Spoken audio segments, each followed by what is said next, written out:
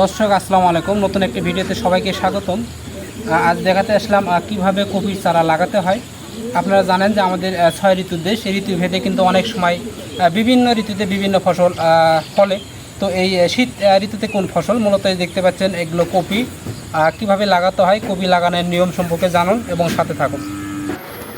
তো বন্ধুরা, অবশ্যই প্রথমেই জানেন যে বেলে দোআঁশ মাটি এমন জমি কিন্তু কপি চাষের উপযুক্ত একটি জমি। অবশ্যই আপনারা জমিটা ভালোভাবে জৈব সার এবং সার দিয়ে চাষ করবেন। মূলত ফুলকপি চাষ দেখাচ্ছি। তো এটা মূলত উপযুক্ত সময় হচ্ছে ভাদ্র আশ্বিনে প্রথম থেকে এই চারাগুলো লাগানো হচ্ছে উপযুক্ত সময়, অর্থাৎ আগাম চাষ। আপনারা যারা চাষ করবেন তো অবশ্যই ভাদ্রের প্রথম থেকে আশ্বিনের শুরু পর্যন্ত এটা হচ্ছে প্রথম আগাম চাষ হিসেবে ধরা হয়। তো সেক্ষেত্রে অবশ্যই আপনারা চাইবেন যে একটু আগেভাগে লাগানো। যদি আগেভাগে লাগানো যায় তাহলে কিন্তু সেখান থেকে এবং ভালো পয়সাও পাওয়া সম্ভব। তো মূলত দেখতে পাচ্ছেন যে আমাদের জমি নির্বাচনের পর কিন্তু কৃষক ভাইরা সুন্দরভাবে লাগাচ্ছে।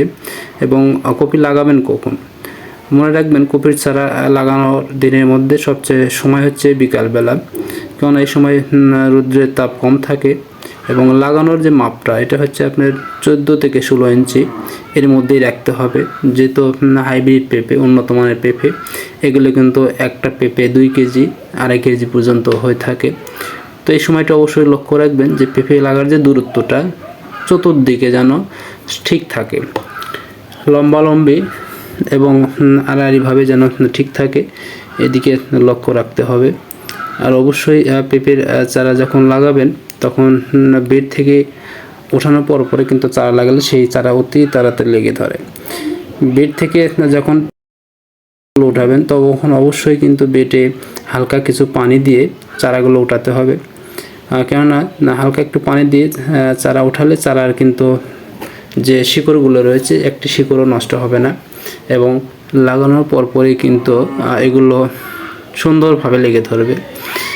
চারাগুলো লাগানোর পরে কিন্তু আপনারা চাইলে হালকা একটু পানি চারার গোড়ায় দিতে পারেন, হালকাভাবে আপনার অল্প অল্প করে দিতে পারেন, অথবা চারা লাগানোর 4 থেকে 5 দিন পরে আপনারা জমিতে পানি দিতে পারেন, সেচ দিতে পারেন। তো অবশ্যই চাইবেন চারা বয়স যখন 16 থেকে 17 দিন হয়, এই চারাগুলো লাগালে অতি তাড়াতাড়ি চারা বড় হয় এবং সেই চারাগুলো সতেজ থাকে এবং চারা কিন্তু লাল হবে না। আর যেগুলো চারা বাজার থেকে কিনে আনা হয় সেগুলো কিন্তু টাটকা চারা কিনতে হবে। অনেক চারা রয়েছে যে 2-3 দিন পূর্বে ওঠানো হয়েছে, সেগুলো বিক্রি করে লাল হয়ে যায়। সেই চারাগুলো লেগে উঠতে কিন্তু অনেকটাই সময় লাগে এবং সেই চারার ফসলটাও কিন্তু খুব একটা ভালো আশা করা যায় না।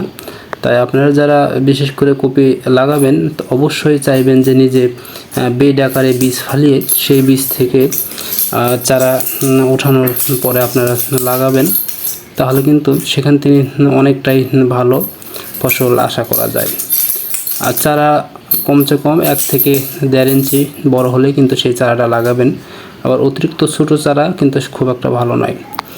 আর বিশেষ করে যে আপনারা কপি চাষাবাদ করবেন তো অবশ্যই লাইন বাই লাইন দূরত্ব ঠিক রেখে কিন্তু লাগাবেন, তাহলে কিন্তু আপনার গাছ চতুর্দিকে একইভাবে ছড়িয়ে পড়বে এবং রোগবালাই খুব কম হবে। চাইলে একটু পাতলা করেই লাগাবেন, ঘন আবাদ মানেই সেখানে পোকামাকড় বেশি অ্যাটাক করতে পারে। দেখতে পাচ্ছেন কত সুন্দর আকারে বিকালবেলা লাগানো হচ্ছে, পরন্ত বিকালে। অনেকটাই ঠান্ডা রয়েছে ওয়ার্কার, বিকেলবেলা আবহাওয়াটা অনেক ঠান্ডা, এই সময় লাগানো কিন্তু অনেক ভালো। লাগানোর পরপরই আপনারা যেটা বললাম, চাইলে একটু পানি দিতে পারেন, তাহলে কিন্তু গাছের গোড়াটা একটু ভেজা থাকা মাত্রই আপনার শিকড় তাড়াতাড়ি গজিয়ে যাবে এবং অচিরেই কিন্তু শিকড় বের হয়ে যাবে এবং তাড়াতাড়ি লেগে ধরবে। আর মাটির যে বিশেষ কথা, মাটি কিন্তু একদম ঝরঝরে এবং ঝরঝরে মাটিতে শিকড় অতি তাড়াতাড়ি বৃদ্ধি হয়। আপনারা জানেন যে মাটি যত ঝরঝরা হবে এবং দোআঁশ হবে, জৈব সারের পরিমাণ বেশি থাকবে, সেই মাটিতে কিন্তু সব ধরনের ফসল অনেকটাই ভালো হবে। এবং আগাম ফসল মানেই আগাম কৃষকের পকেটে টাকা ওঠার একটি সম্ভাবনা। তো আশা করব আপনারা যারা ভিডিওটি দেখছেন তারা অবশ্যই যারা কপি চাষ করবেন অবশ্যই আগাম কপি ভালো জাতের হোয়াইট বিনস এই ধরনের কপি চাষ করবেন। সাথে থাকার জন্য ধন্যবাদ। আর নিত্য নতুন ভিডিও দেখার জন্য অবশ্যই সুজন এগ্রো চ্যানেলটি সাবস্ক্রাইব করবেন। আচ্ছা, এই পর্যন্তই। আসসালামু আলাইকুম রহমতুল্লাহি ওয়া বারাকাতুহু।